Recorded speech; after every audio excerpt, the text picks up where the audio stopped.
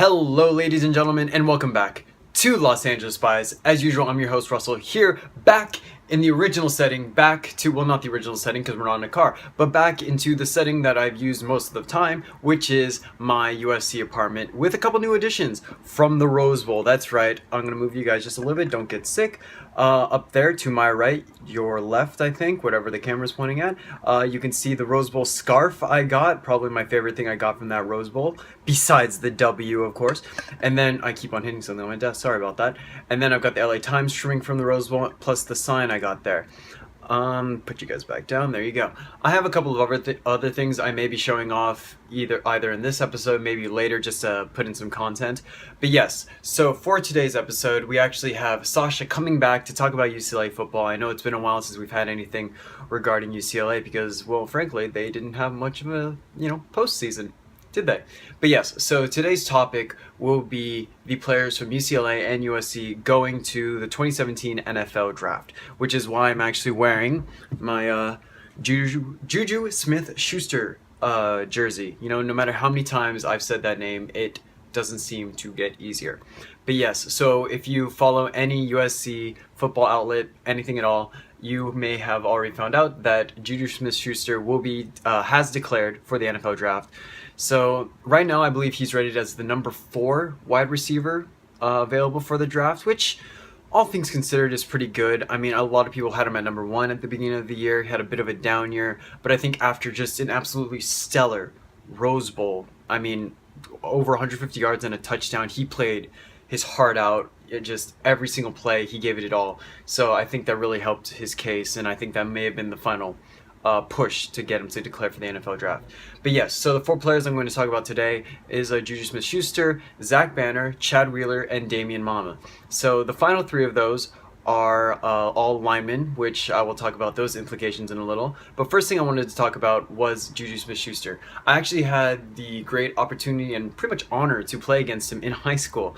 It wasn't like in an actual game or anything like that. He went to Long Beach Poly, I went to West Torrance High School, and we actually ended up playing against each other in a summer league game, actually held at UCLA. And we did not beat Long Beach Poly in this game, no, but we did tie them. And I've never seen anybody so angry to tie in a football game. I mean, he was just, you could just see the passion he had for the game. And this was back when he was not a wide receiver. He was a safety at the time. I think he got recruited as an athlete. I may or may not be correct about that, but I do remember he was a safety. And I think just from then on, it was like, oh, see, that's the 5-star. You can tell that is the 5-star athlete because he's the one who's just not satisfied with anything less than perfection. And I think that's what you saw throughout his USC career. And although it would have been nice to have one more year with him, I do see why he's going to the NFL Draft. I mean, millions of dollars, plus the fact that he was hurt constantly throughout the year. You know what? Yes, go get your money. Congratulations, Juju. Everyone here at the Trojan family, we all wish you the best. Next, we have the linemen. So we have the 2 All-Americans, Chad Wheeler and Zach Banner, plus one of our guards, Damian Mama. And I think this is going to be a huge loss for USC. I don't think people are playing up this loss enough, frankly. Yes, we have Sam Darnold, who is an extremely mobile quarterback. I mean, I'm not going to call him like, a prolific dual threat, but I don't think people give him enough credit for his legs. What he is able to do, there were so many times where it's like, no offense to UCLA football, but if you put Josh Rosen into some of the situations that Sam Darnold was in, he gets sacked. He loses yards. He has to throw the ball away or maybe makes a mistake. But no, Sam Darnold had those, like I said, those Sam Darnold plays, even during the Rose Bowl, during that 2-point conversion, where he's able to get out of the pocket, run around. And that's with 2 All-American tackles and Damian Mama. So losing these 3 linemen may be huge for USC, who was actually just announced to be ranked number 3 after all the bowl games have completed and after the fall of Alabama, after they have fallen to the Clemson Tigers. Sorry, Tide, but even though we did not get our revenge on you, I guess it's nice to see that you weren't as invincible as everyone thought you were. Cocky bunch. But yes, so congrats to Chad Wheeler, Zach Banner for getting the All-American honors. That's just fantastic. Put their plaques on the wall. I think they deserve it. Zach Banner, just a leader all year, team captain. I mean, just to see him crying, just to see the emotion after the Rose Bowl, that's what he'd worked for his entire life. And I do think they both deserve go get your money, right? They're both seniors, but yes, go get your money. Same thing with Damian Mama. He is not a senior. He is actually, I believe he's my age. Dude's my age, and he weighs over 2 times as much as I do, plus another 50 pounds easy. But that's a different story. That's genetics, whatever. Watch a different video for that. But yes, Zach Banner, yes, fantastic player. You will be missed. Chad Wheeler, you will be missed. Damian Mama, you will be missed. And with USC being ranked number 3 next year, and obviously in the national championship hunt, we're gonna have to shore up that offensive line. Just frankly, that's a little nerve-wracking for me. As a running back in high school, I know how important it is to have a good offensive line. The offensive line does not get nearly they don't get nearly enough credit for the work they put in for just the task that they have. It's an insane job, and I really hope we're able to just replace them easily next year, because without a good offensive line, we will not have a good year. Even with as much talent as Sam Darnold has, even with how explosive a runner that Rojo is, without a good line, they won't be able to show off those skills. But yes, on the other side of this, I do believe Adoree Jackson will be coming back. As of recording this video, he's not made an announcement about declaring for the NFL draft. But the speculation is he is back in class. He's taking classes this semester, which means, well, he wants to finish out the year, which if you're declaring for the draft, there's no reason to come back to school and finish out the year, frankly. Well, maybe for track, I suppose, but at that metric, go get your money in football, because in regards to whether these players will get picked up, I see Juju probably being, if he's lucky, depending on the need of some of these teams, maybe a late first round, most likely a second round pick. For our linemen, maybe second day, third day. They're good linemen, but there are some fantastic linemen in this year's draft. And Adoree, I think Adoree would have been picked highest out of all 5 of them, frankly. Explosive punt returner, great cornerback, great on offense. He may be coming back next year, because him and Sam Darnold could be Heisman finalists. Pull a Matt Leinart and a Reggie Bush scenario. But yes, so I would like to welcome Sasha back for the first time in a long time. He's going to go ahead and give his spiel on the players leaving UCLA for the NFL draft. And Sasha, welcome back. How's it going, you guys? Season's finally over. Can't wait for next season. Can't wait for a fresh start, because it can't be worse than this last season. 4-8 was horrible. It just was not fun to watch, and can't wait for the new season. Can't wait to see, because I'm cautiously optimistic about where our team's going to be going and the direction it's heading in, especially on defense, because we do have key losses on defense. We have guys like Takk McKinley, Fabian Moreau, Eddie Vanderdoes, Jayon Brown. 1 or 2 of those guys maybe being first-round picks, but we have guys now that are coming in and they're going to step in day one and replace them. Guys like Jalen Phillips, who's going to come in and replace Takk McKinley like he pretty much wasn't even there. That kid is going to be a monster, and I can't wait to see it. And guys like Darnay Holmes, who just committed on the 7th, on Saturday. He's going to come in and replace Fabian Moreau and probably be even better than Moreau was. So, and that's big, because Moreau really stepped up in his senior year and he played lights out for most of the season. So excited to see how Holmes does.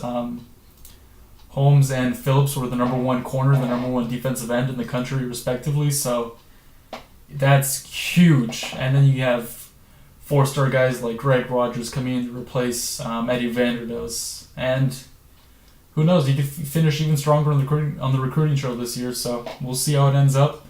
The defense doesn't seem to be the issue going to next season. The offense is where we're going to have most of our struggles, because we lost our best offensive lineman, Connor McDermott, left tackle. He has more eligibility, but it was really surprising he came back this year too. Most people last year pegged him as maybe a late first-round pick, but he came back.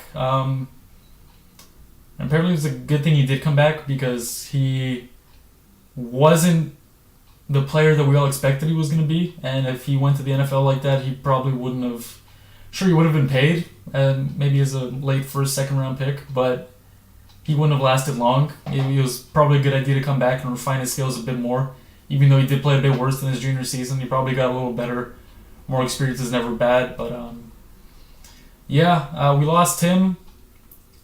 Offensive line doesn't look good. The tackle spots look fine with Colton Miller and Andre James probably filling in the left tackle and the right tackle spots. But everything in the middle is up for grabs, and that's not good considering we have no O-line talent. Well, we have a couple O-line guys coming in, but the few guys that we do have aren't rated very highly, so unless they turn out to be gems, it doesn't look good for the offensive line. And sure, Rosen's going to be back. The offense is going to be a lot better because we have him and not Faithful throwing noodle arm throws, but we'll see. The offensive line, if they can't protect him, it's not going to even matter that we have Rosen back.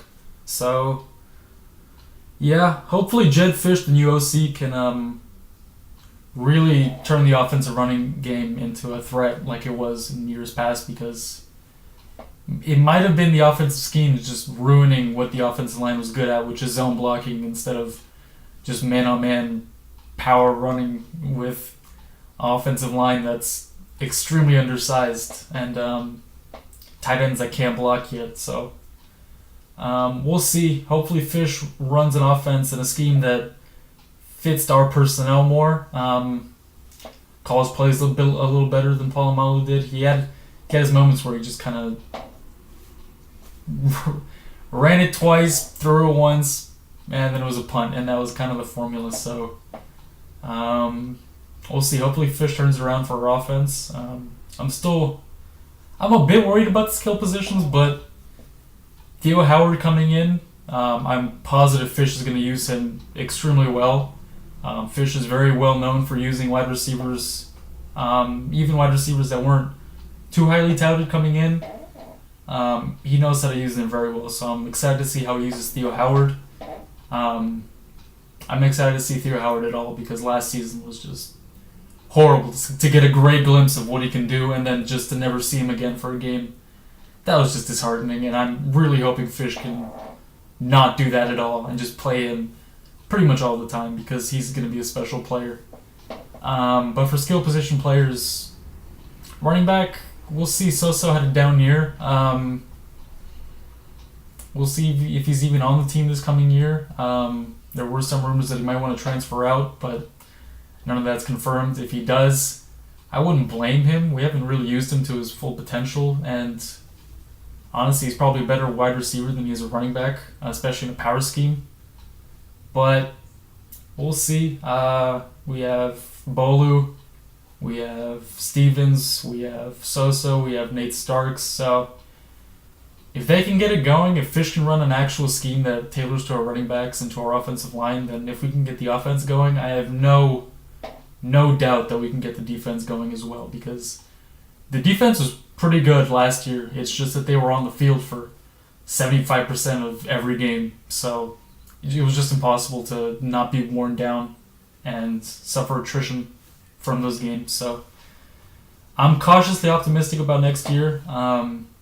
Really just hoping to block this last season from my memory forever, especially considering USC won the Rose Bowl as well. So our schools went in opposite directions, kind of. So hopefully we can turn it around. I'm not going to say that I want USC to crash and burn, but I'm sorry, what was that?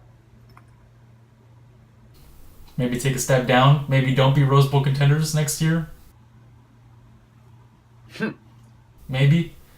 Hopefully we can step up. Hopefully Rosen turns it on. Hopefully Rosen turns into one of the better quarterbacks in the country, like I know he can be. He's got all the tools for it. He just needs the right personnel around him. He needs the right play calls coming in. So we'll see. Looking forward to next year, and send you guys back to Russell. Thanks for watching, guys. All right, Sasha, thank you very much for that. And let me just say I'm very happy that Fabian Moreau and Tack McKinley will not be there next year because, frankly, they, put up quite the fight against my Trojans this past year, even though the game seemed very lopsided. They both played their hearts out in that game. But yes, so just to end this episode off, I would like to tell you guys that even though over these past couple weeks I've been telling you, I'm going to try and put out a video every single week, well, frankly, it's the beginning of the spring semester for me and Sasha, and I think we both underestimated how extremely busy our schedules are this semester. So I think what we're going to end up doing is maybe bi-weekly videos, hopefully. I would really like to keep on putting out a video every week, but I'm just insanely busy, so is Sasha. So we're going to try to keep it to at least bi-weekly, but we'll see what happens. But thank you guys so much for checking out this episode of Los Angeles Spies. And before I let you guys go, I'm going to go ahead and slap the victory poster because that's something I have not done for a long time because frankly, I've either not been here or I've forgotten. So we'll just give one for the Rose Bowl. Boom. That was loud. That was really loud. Okay, but thank you guys so much for checking out this episode, and I will see you guys next time. Okay, bye-bye.